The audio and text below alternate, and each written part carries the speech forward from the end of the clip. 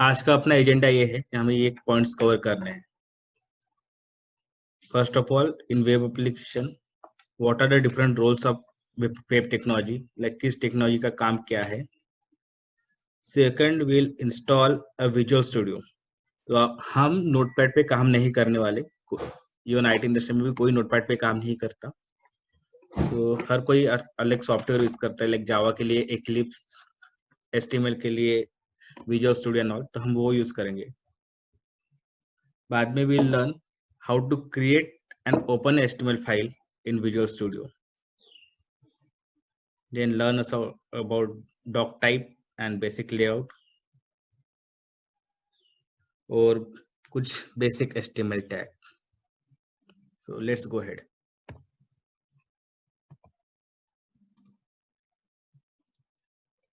मैंने last lecture में भी बताया था कि HTML का यूज क्या होता है, CSS का यूज क्या। CSS नहीं बताया तो जस्ट ओवरव्यू है। जब भी कोई वेब एप्लीकेशन बनता है, सो UI जो होता है हमारा front end,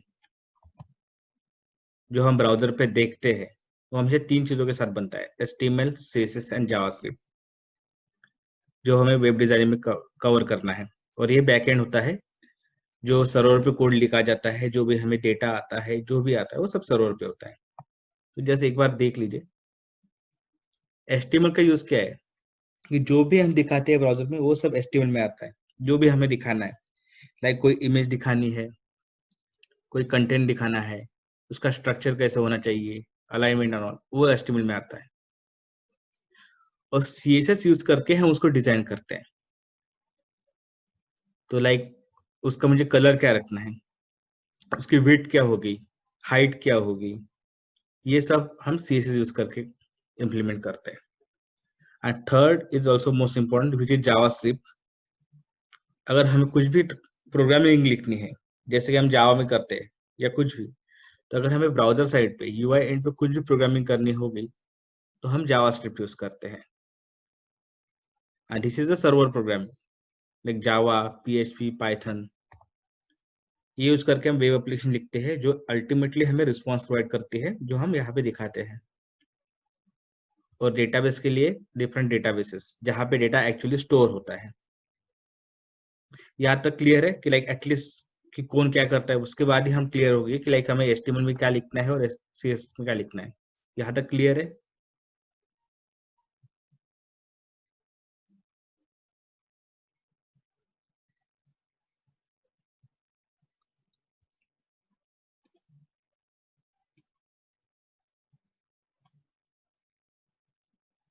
okay, let's go head.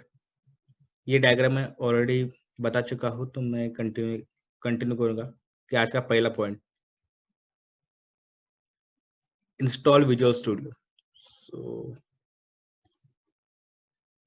तो विजुअल स्टूडियो क्या है, एक टूल है जो हमारा काम बहुत इजी कर देता है। HTML एंड UI डेवलपमेंट, उसमें हम जावास्क्रिप्ट, HTML, CSS कुछ भी कोडिंग बहुत इजीली कर सकते हैं कंपेयर टू नोटपैड। तो इंस्टॉल कैसे करते हैं, तो I will go download visual studio code.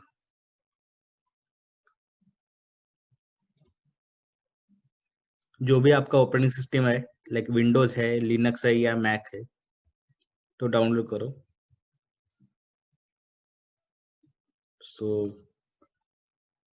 मैं इसका जिप डाउनलोड कर रहा हूँ, आप EXIF डाउनलोड कर सकते हैं।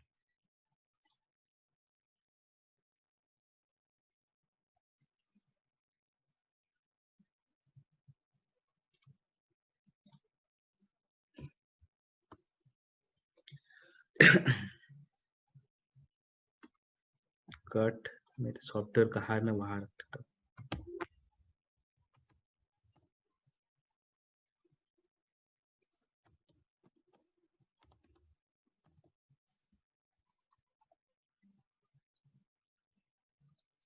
एक्सट्रैक्ट,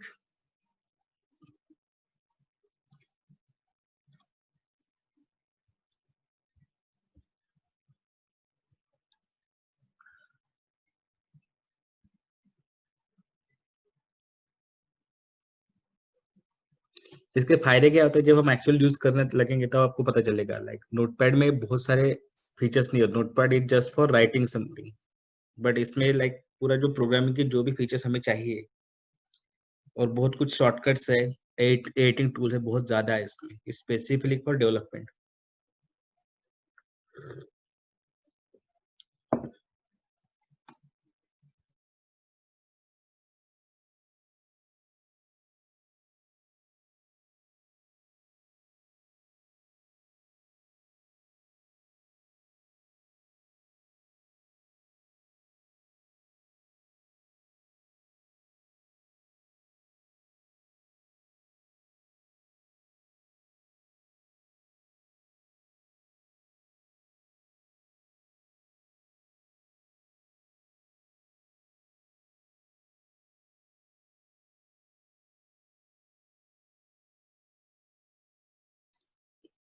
ओके, यहाँ गया मैं, और यहाँ से ये फाइल जो है एप्लीकेशन, वो हमें रन करनी है। तो डबल क्लिक, तो ये विजुअल स्टूडियो का एप्लीकेशन लॉन्च कर देगा।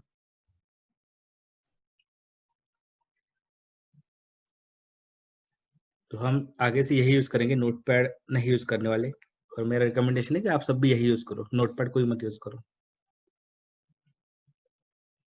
तो इसमें इवन दिखा रहा है कि क्या क्या सपोर्ट है, जावास्क्रिप्ट, पाइथन, पीएचपी, ये सब कोडिंग हम इसमें कर सकते हैं। तो नेक्स्ट डे अपन क्या करेंगे, जहां भी हमें कोडिंग करनी है, लाइक मैं तो वहाँ एक ऐसे फोल्डर क्रिएट कर दूं जहां हमारे सारे फाइल्स रहने वाले हैं। तो मैं इसी फोल्डर में एक जगह एक फोल्डर क्रिएट कर रहा हूँ, like web design.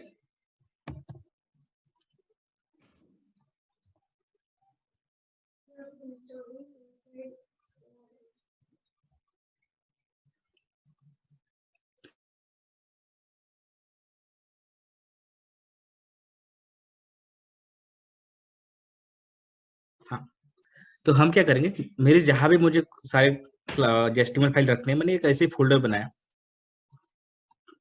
Copy.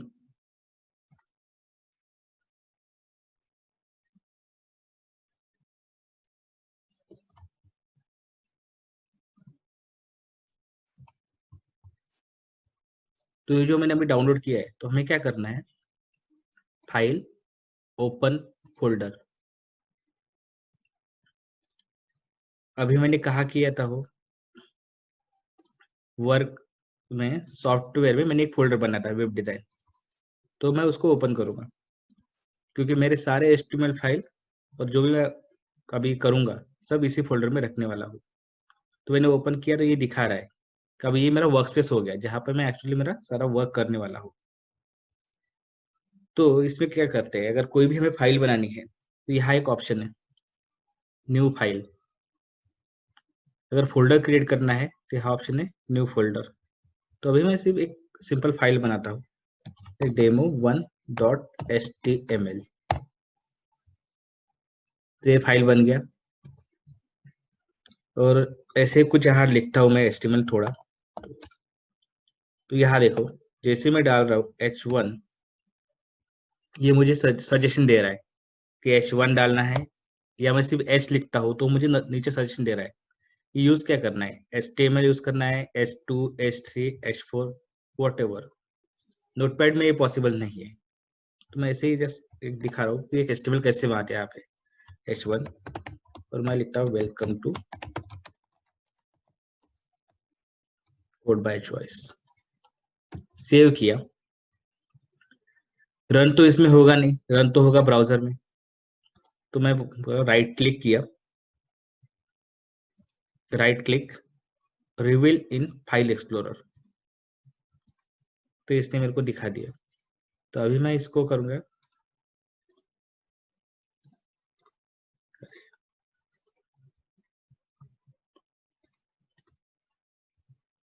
Open with Google Chrome या कोई भी ब्राउजर जो भी इंस्टॉल्ड है मशीन में। तो सी,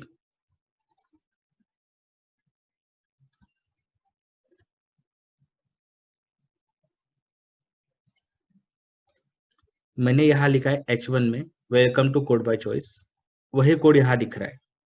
तो इट्स वेरी सिंपल कि हम यहाँ क्या करेंगे, न्यू फाइल करके एक एचटीएमएल फाइल बनाएंगे, फिर देखेंगे वो फाइल कहाँ पे है, जैसे हम करते हैं, और उसको ब्राउजर में ओपन करेंगे, जो अभी हमने किया है। यहाँ आउटपुट दिखेगा। यहाँ तक क्लियर है कि लाइक यूज कैसे करना है, at least for HTML file use कैसे करते हैं, समझ में आया कि लाइक इंस्टॉल कैसे किया। Okay, I guess I am clear. एक बार ये यूज करने लग जाओगे तो सबके लिए बहुत इजी हो जाएगा। तो ठीक है, ये हो गया। अपना नेक्स्ट पॉइंट क्या है, तो हमने इंस्टॉल कर लिया। ये भी देखा कि एक सिंपल एचटीएमएल फाइल क्रिएट कैसे करते हैं और उसको ओपन कैसे करते हैं। अभी जाते हैं नेक्स्ट पॉइंट पे, which is doc type and basic layout.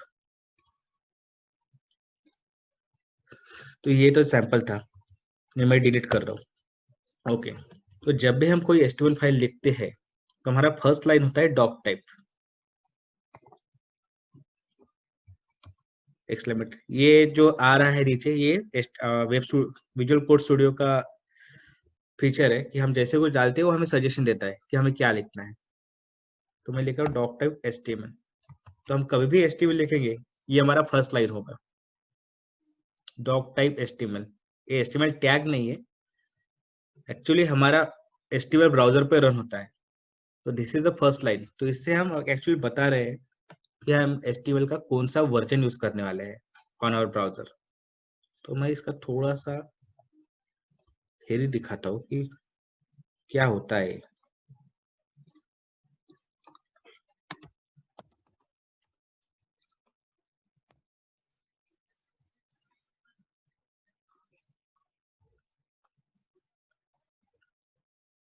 तो क्या होता है, जब भी हम अपना एचटीएमएल लिखते हैं तो सबसे पहले लाइन डॉक टाइप इसलिए लिखते हैं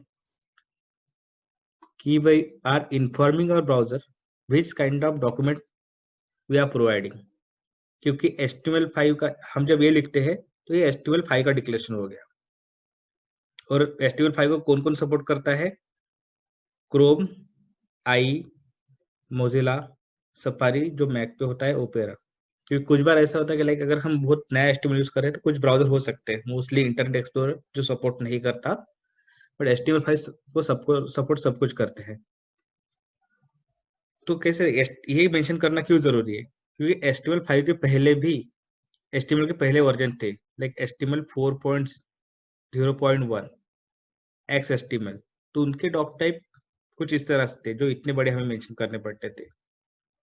तो डॉक टाइप क्या होता है, बेसिकली डॉक टाइप इस डॉक्यूमेंट जो बताता है ब्राउजर को कि ये अगर मैं डॉक टाइप 4 यूज कर रहा हूँ तो ये सर्टन टैग या सर्टन चीज है जो अलाउड है, ये सर्टन चीज है जो अलाउड नहीं है। तो इसके लिए डॉक टाइप यूज होता है कि लाइक वो तो अगर हम डॉक टाइप HTML लिखते हैं तो ब्राउजर को पता चल जाता है कि हम HTML5 यूज करने वाले हैं। तो वही चीज वो सपोर्ट करेगा जो HTML5 सपोर्ट करता है। अगर हम कोई भी टैग यूज करेंगे जो HTML5 में नहीं है तो वो सपोर्ट नहीं करेगा, और उसको वो एज अ HTML रेंडर नहीं करेगा। अगर मैं यहाँ H1 लिखता हूँ और मैं लिखता हूँ वेलकम कोड बाय चॉइस,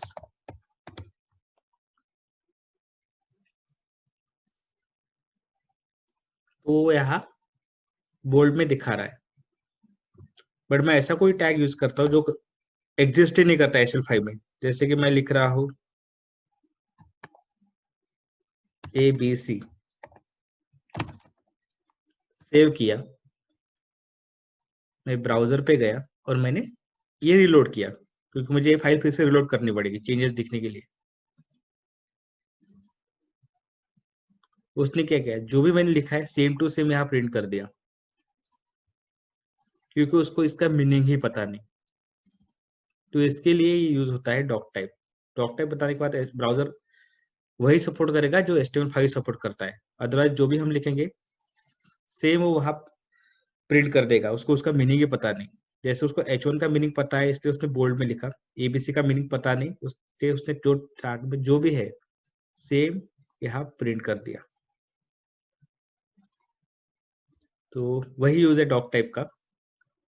और आज के टाइम में हर कोई HTML5 यूज करता है क्योंकि उसमें सबसे एडवांस और जो लेटेस्ट है और सारे एडवांस फीचर वहां पे प्रोवाइडेड है।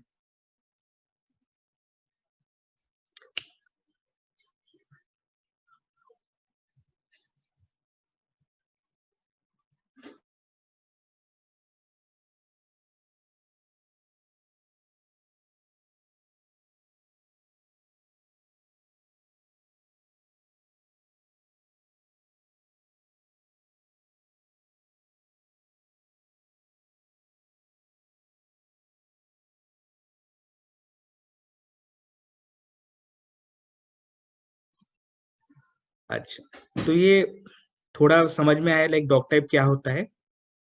तो डॉक टाइप वही है कि हमारे पास बहुत सारे HTML है जो पहले अवेलेबल थे, लाइक 4 था, 1.1 था, क्योंकि HTML 1990 से चल रहा है।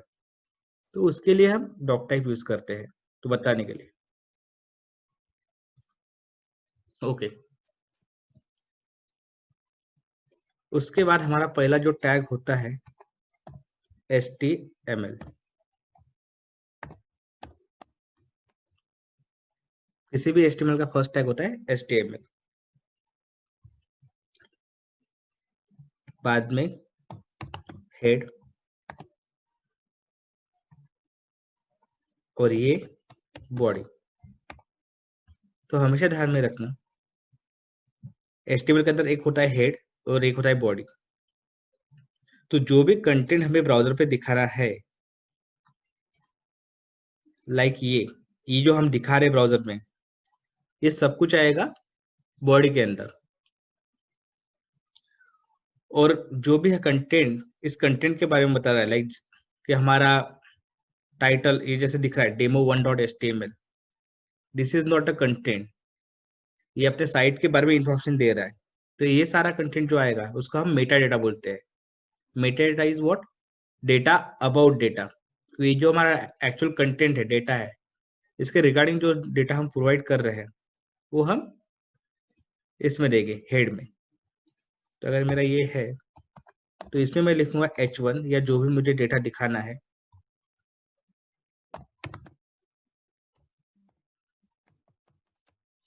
हेडिंग 1।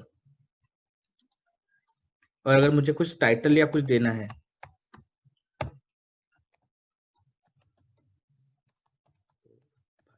बस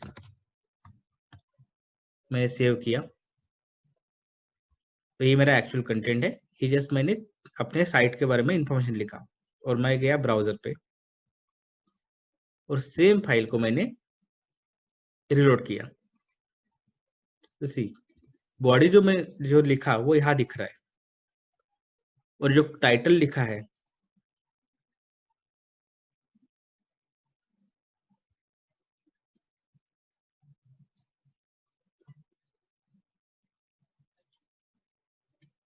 और जो टाइटल लिखा है कोड बाय चॉइस वो यहाँ दिख रहा है। तो कैसे होता है, एक्चुअल कंटेंट रहता है बॉडी में, और कुछ भी मेटा इन्फॉर्मेशन जो हमें प्रोवाइड करनी है वो हम हेड टैग में लिखते हैं। इवन जो बाद में हम CSS लिखेंगे वो भी हेड में ही रहेगा। इवन हम जावास्क्रिप्ट पे भी कुछ कोड लिखते हैं वो भी हेड में रहेगा, क्योंकि एक्चुअल कंटेंट वो एक्चुअल कंटेंट नहीं है। कंटेंट के बारे में जो हम कोडिंग लिख रहे हैं या CSS लिख रहे हैं वो हेड में रहेगा। एटलीस्ट क्लियर है कि हेड में क्या रहता है और बॉडी में क्या रहता है।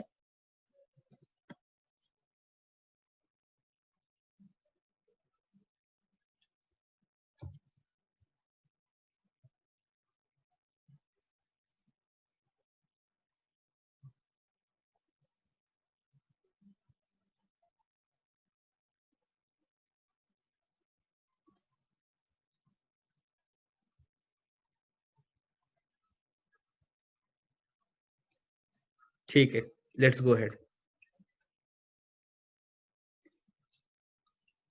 तो यहाँ मैं तो जैसे हम बाकी लैंग्वेजेस में कमेंट लिखते हैं, सेम कमेंट अपन HTML में भी लिख सकते हैं। तो कमेंट क्या होता है, कमेंट का एक्चुअल आउटपुट पे कुछ भी अफेक्ट नहीं होता है, बट जो डेवलपमेंट कर रहा है उसके लिए बहुत काम का होता है। लाइक हमें पता होता है कि ये हेड टैग मैंने क्यों लिखा है। तो कमेंट कैसे लिखते हैं,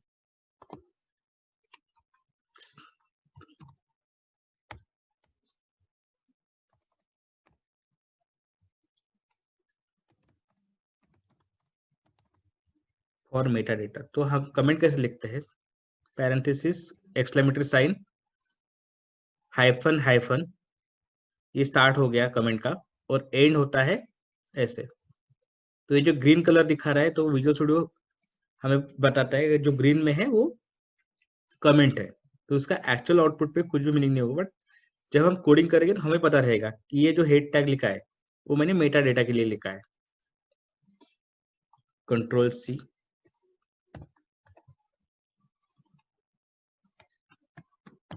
एक्चुअल कंटेंट, सेव। अभी मैं फिर से ब्राउजर पे जाऊंगा और सेम फाइल रिलोड करूंगा। सी, मैं स्क्रीन थोड़ा छोटा कर रहा हूँ, बताना अगर सही से दिख रहा है तो। मैं एक ही स्क्रीन में दोनों दिखने चाहिए, इसलिए मैं थोड़ा,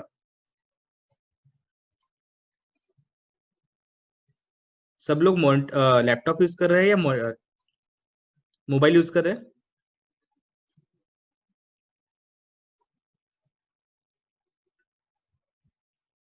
ठीक है, फिर मैं एक टाइम पे एक ही स्क्रीन दिखाऊंगा।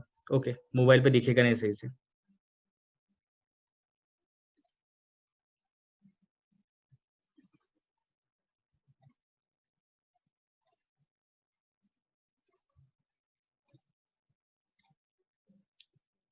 तो यहाँ देखो, मैंने ये कमेंट लिखी है यहाँ पे, और यहाँ पे भी कमेंट लिखी है, बट आउटपुट पे कुछ भी इफेक्ट नहीं आ रहा है।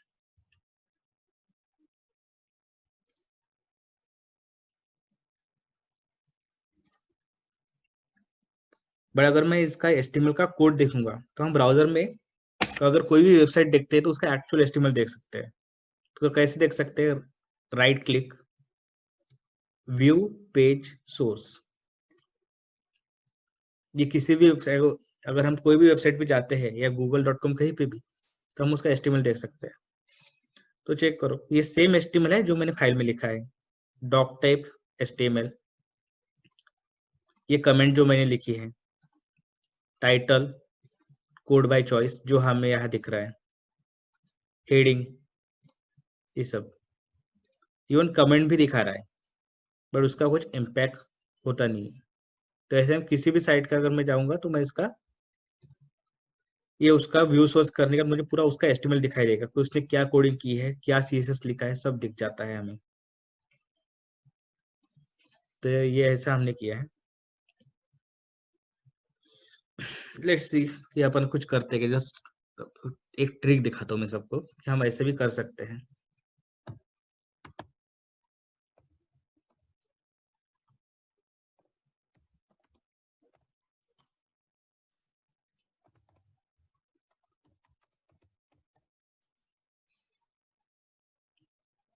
फेसबुक का सीईओ किसको बनना है गूगल पे?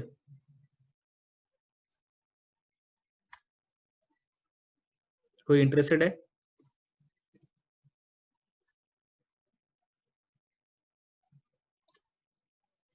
तो जैसे मैंने बोला कि हम किसी भी चीज का एस्टिमेल देख सकते हैं। अभी ये जो पेज है गूगल का, अगर मैं व्यू पेज सर्च करूंगा तो यहाँ देखो मुझे उसका भी एस्टिमेल दिख रहा है, डॉक टाइप एस्टिमेल, एस्टिमेल।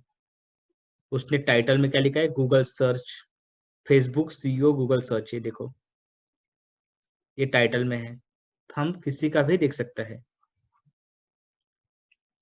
और इवन सम केसेस चेंज भी कर सकते हैं, जैसे कि अब मैं इसका करने वाला हूँ।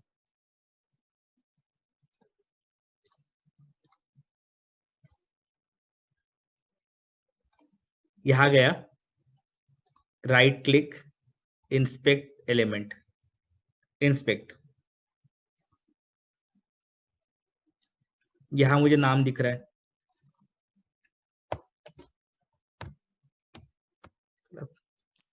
प्रेरणा कोई बना देते हैं।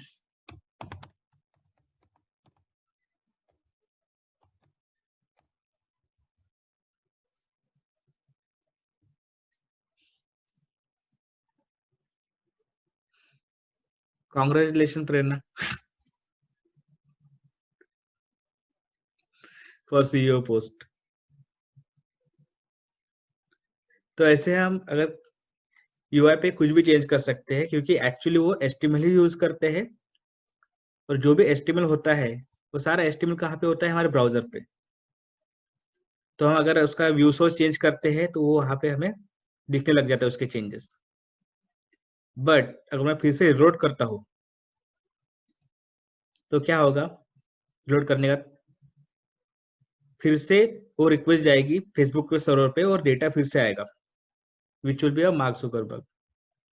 बट अगर मैं डाउनलोड बस यूआई पे चेंज करता हूँ ब्राउजर पे, तो वो वहां पे सेम अपने को चेंजेस दिखने लग जाते हैं। तो यही होता है कि ब्राउजर कि पूरा जो है हमारा एचटीएमएल कोड होता है वो ब्राउजर पे होता है, तो हम उसमें एचटीएमएल और सीएसएस में चेंजेस करके कुछ भी चेंजेस कर सकते हैं। व्यू सोर्स समझ में आया किसी को कि लाइक व्यू सोर्स क्या होता है, लाइक ब्राउजर पे हम कोड कैसे देख, एचटीएमएल कैसे देख सकते हैं।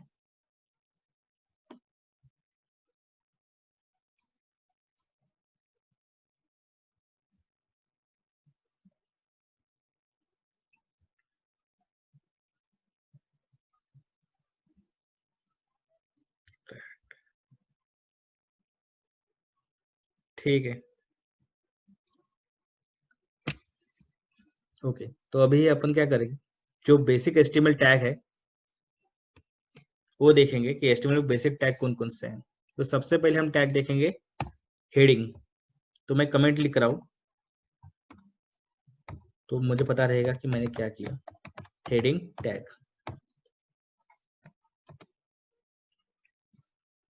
तो एचटीएमएल में एक्चुअली 6 हेडिंग टैग है, H1, H2, H3, H4, H5, H6। तो मैं copy H2, heading 2, H3, heading 3,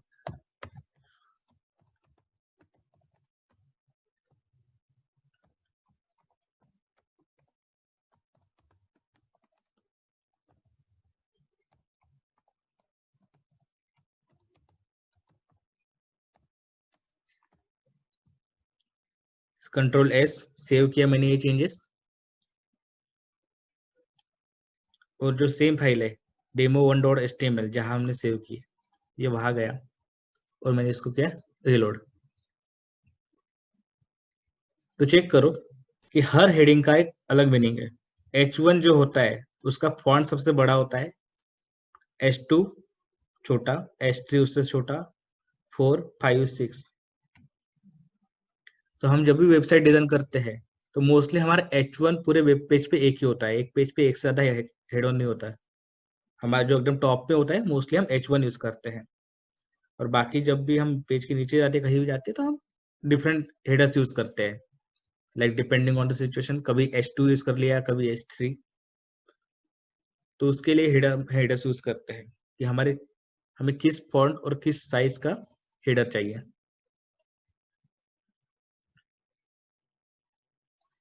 तो सेकंड टैग जो है हम यूज करेंगे पैराग्राफ।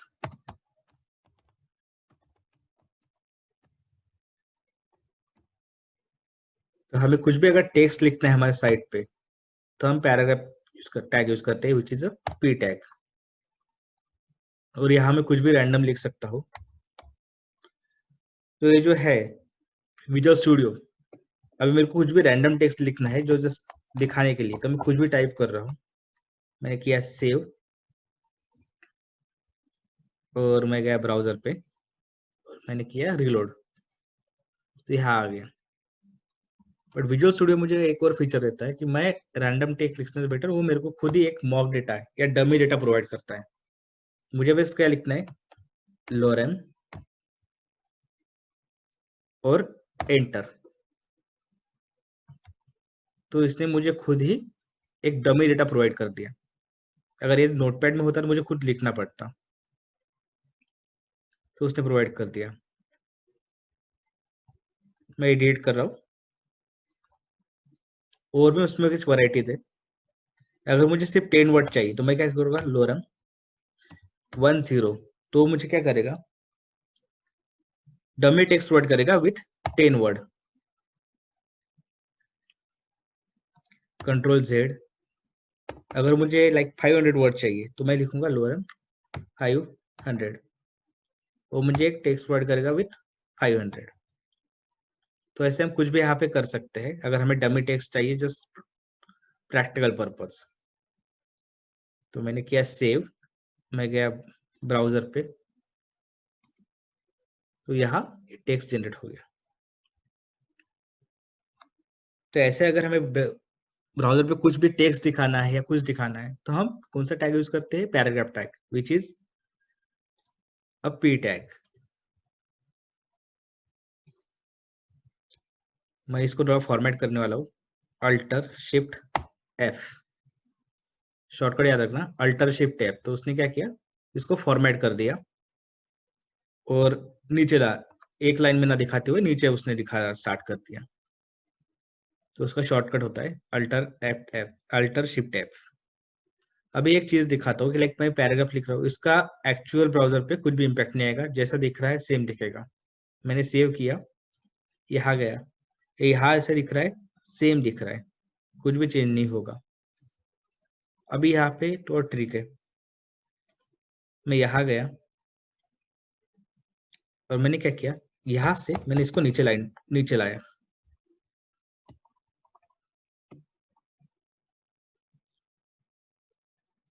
और यहाँ से भी मैंने इसको ब्रेक दिया। तो हमें एक्सपेक्ट क्या है कि ब्राउजर पे भी ये जो टेक्स्ट दिखा रहा है इसमें स्पेस आनी चाहिए, लाइक एक लाइन, क्योंकि मैंने यहाँ पे कुछ स्पेस दी है। लेट्स सी कि यहाँ क्या दिखाता है वो। मैं ब्राउजर पे गया, मुझे ये फाइल रिलोड करनी पड़ेगी क्योंकि मैंने फाइल में कुछ चेंजेस किए हैं। तो मैं करूंगा रिलोड, सी यहाँ पे कुछ भी इम्पैक्ट नहीं आएगा, क्योंकि आप कुछ भी कर लो, ये पैराग्राफ को वो एक ही कंसिडर करता है, क्योंकि उसके लिए पैराग्राफ का मीनिंग एक ही है कि ये पी में जो भी है वो एक सिंगल पैराग्राफ है। तो मैं यहाँ कुछ भी स्पेस डालूं या कुछ भी डालूं वो मेरे को यही दिखाएगा सेम। बट अगर मेरे को फिर भी ये उसमें कुछ स्पेस डालनी है तो मैं एक टैग है यूज करूंगा, B R, it's like break line और ब्रेक। तो अगर मैं बी आर लिखता हूँ और सेव करता हूँ तो अभी चेक करना, यहाँ गया रिलोड, यहाँ से वो नेक्स्ट लाइन में गया। मैं यहाँ एक और डालता हूँ सो दैट वहां स्पेस दिखे। मैं एक बार फिर से बी आर लिखता हूँ, एटलीस्ट फिर वो स्पेस आएगा। सेव किया, यहाँ गया और रिलोड किया, तो यहाँ देखो, यहाँ से पहले वो नेक्स्ट लाइन पे गया था और एक लाइन उसने और छोड़ दी, तो यहाँ स्पेस आ गया। बट नीचे अब तक नहीं आया।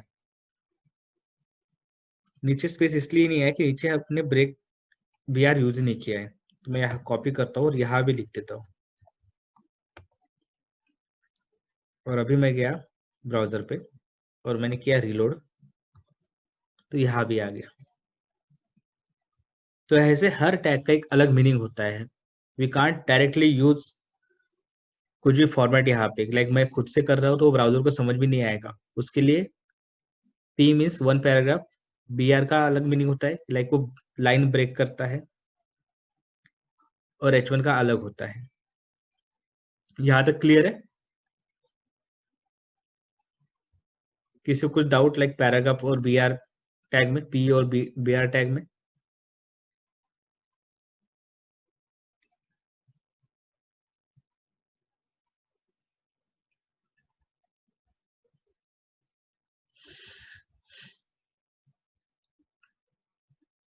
Okay then let's go ahead with some new tags. अभी यहाँ एक टेक्स्ट हमें बहुत सारा टेक्स्ट है, बट इतने सारे टेक्स्ट में मुझे कुछ चीजें हाईलाइट करनी है। तो मैं हाईलाइट कैसे कर सकता हूँ? एक तो उसको बोल्ड बना सकता हूँ, या इटैलिक कर सकता हूँ, या कुछ फॉन्ट चेंज कर सकता हूँ सो दैट ये जो पूरा टेक्स्ट है उसमें वो हाईलाइट हो जाए। तो उसके लिए भी HTML में कुछ टैग्स है। तो अभी मैं क्या करता हूँ, ये जो पार्ट है इतना मैंने लिया, इसको मुझे हाईलाइट करना है। तो मैं क्या करूंगा, मैं एक टैग यूज करूंगा str1 स्ट्रॉन्ग। ये मैंने पार्ट लिया,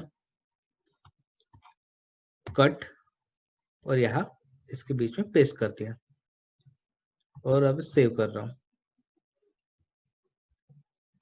अभी मैं ब्राउजर पे गया, मैंने चेंजेस किए, मुझे फिर से रिलोड करना पड़ेगा। So let's see the changes. तो जो भी मैंने स्ट्रॉन्ग टैग में लिखा वो यहाँ हाईलाइट होने लग गया। तो उस केस में हम स्ट्रॉन्ग यूज करते हैं जब भी हमें कुछ भी चीज हाईलाइट करनी है, लाइक पैराग्राफ जो भी हमने लिखा है बस ये हाईलाइट करना था, तो हमने ये इतना स्ट्रॉन्ग में लिख दिया। तो सेम हम कुछ चीजें इटैलिक भी कर सकते हैं अगर मुझे इटैलिक करनी है तो। जैसे कि मैं, अगर मुझे यहाँ पे कुछ पहला लाइन इटैलिक यूज करना है तो मैं क्या करूंगा, मैं ये टैग यूज करूंगा EM, और जो भी मेरे को करना है मैंने किया, कॉपी,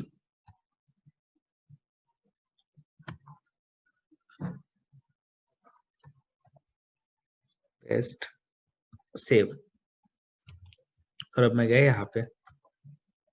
तो चेक करना, ये जो है ये इटैलिक हो गया। तो ऐसे अगर हमें कुछ भी चीज़ हाईलाइट करनी है लाइक बाय यूजिंग बोल्ड और इटैलिक, तो HTML we have different tags. तो एक टैग हमने देखा वो स्ट्रॉन्ग, दूसरा EM। तो ऐसे हम उसको हम अपने टेक्स्ट को फॉर्मेट कर सकते हैं। यहाँ तक क्लियर है सबको कि हमने अब तक क्या क्या चेंजेस किए? चैट बॉक्स में मेंशन करो अगर कुछ भी डाउट है या समझ गया, दोनों केस में मेंशन करो सो दैट मैं फिर आगे जाता हूँ।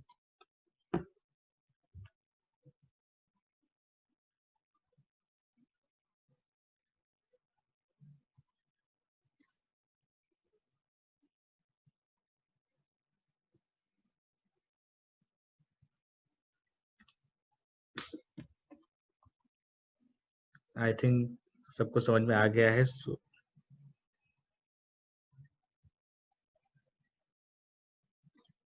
तो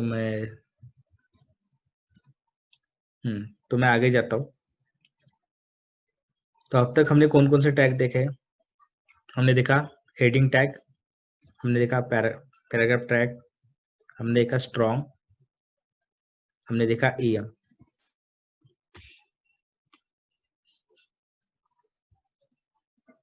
अगर हमें जो हम टेक्स्ट देख रहे हैं यहाँ पे, अगर कुछ कुछ डिवाइडर लाइन डालना है, यहाँ हमने सिर्फ स्पेस डाला है, अगर कुछ डिवाइडर लाइन डालना है तो HTML में एक टैग है जो हम यहाँ यूज कर सकते हैं, विच इज HR।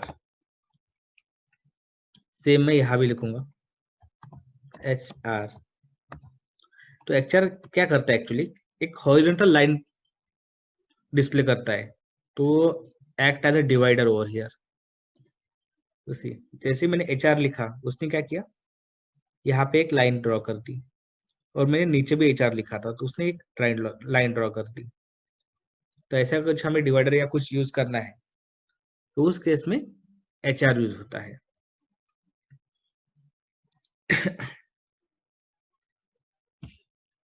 तो ये, और एक चीज नोटिस कर, पैराग्राफ टैग में या स्ट्रॉन्ग टैग में हम कंटेंट प्रोवाइड कर रहे हैं, बट BR और HR में नहीं कर रहे, because these are empty tags. उसमें कंटेंट, उसमें हम कुछ भी कंटेंट नहीं दिखाई, उसका बस कुछ स्पेसिफिक मीनिंग है। लाइक BR का इज लाइक नेक्स्ट लाइन पे वो कंटेंट दिखाता है। HR क्या कर रहा है, is actually dividing a content using a horizontal rule by a line. इसका फुल फॉर्म है हॉरिजॉन्टल रूल।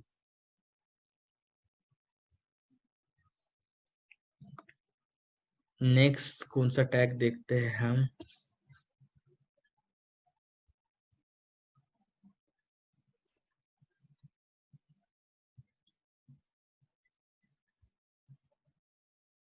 टैक्स तो नहीं देख सकते, अभी टाइम थोड़ा कम है, तो हम एक काम करते हैं।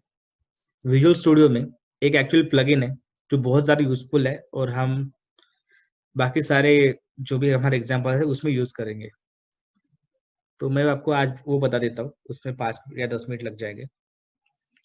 तो अभी एक चीज नोटिस की होगी, जब भी मैं कुछ चेंजेस कर रहा हूँ, मुझे ब्राउजर पे जाके हर बार रिलोड करना पड़ता है, सो दैट कि जो भी मैं चेंजेस कर रहा हूँ वहाँ रिफ्लेक्ट होने लग गया। तो ये मेरे को अवॉइड करना है कि लाइक मेरा कहना है कि लाइक जब भी मैं चेंजेस करूँ यहाँ पे कुछ भी, तो वो अपने आप रिलोड, ब्राउजर पे रिलोड हो जाइए। जैसे मैं यहाँ सेव करूँ, मुझे ब्राउजर पे फिर से रिलोड करने की जरूरत नहीं हो चाहिए। तो फॉर दैट विजुअल स्टूडियो में एक एक्सटेंशन है, तो मैं क्या गया, मैं यहाँ पे गया एक्सटेंशन, तो यहाँ पे मैं सर्च करूंगा लाइव सर्वर। यहाँ पे आया launch a development local server. तो ये मैं क्या करूंगा, इंस्टॉल करूंगा। फिर से एक बार दिक्कत हो, यहाँ जाओ, ये मेरा कोड है, यहाँ पे जाओ एक्सटेंशन में क्लिक करो, यहाँ सर्च किया लाइव सर्वर, और इसको करूंगा मैं इंस्टॉल।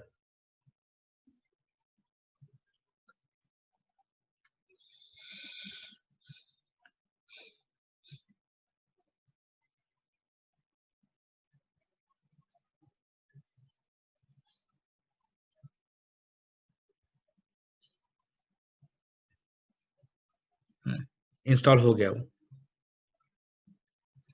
अभी इसका फायदा क्या है, ये मैं क्लोज कर रहा हूँ यहाँ से।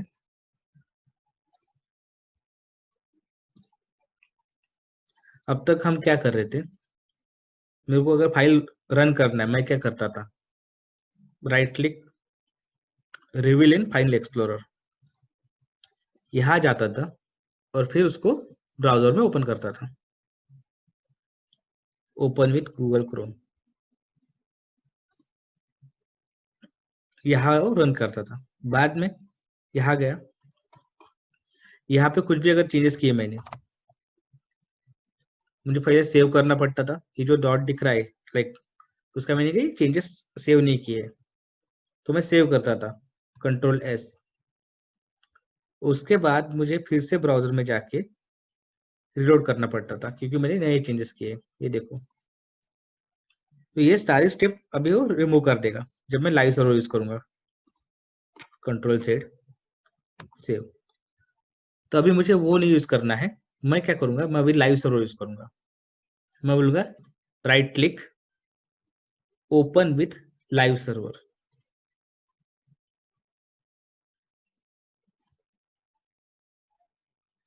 तो एक चीज नोटिस करो कि जब मैं ओपन करता था बाहर जाकर, लाइक फोल्डर में जाके, वो पूरा पाथ लेता था, सी यूजर, मेरा यूजर, उसमें वर्क फोल्डर, सॉफ्टवेयर और ऐसा।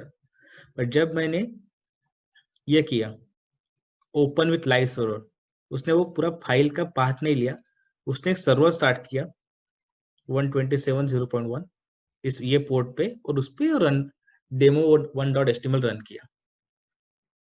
तो एक्चुअली उसने सर्वर स्टार्ट किया और उस पर डिप्लॉय कर दिया है। अब इसका फायदा क्या है, इसका फायदा ये है, अगर मैं यहाँ पे कुछ भी चेंजेस कर रहा हूँ, अगर मैं यहाँ पे समझो कुछ भी लिख रहा हूँ,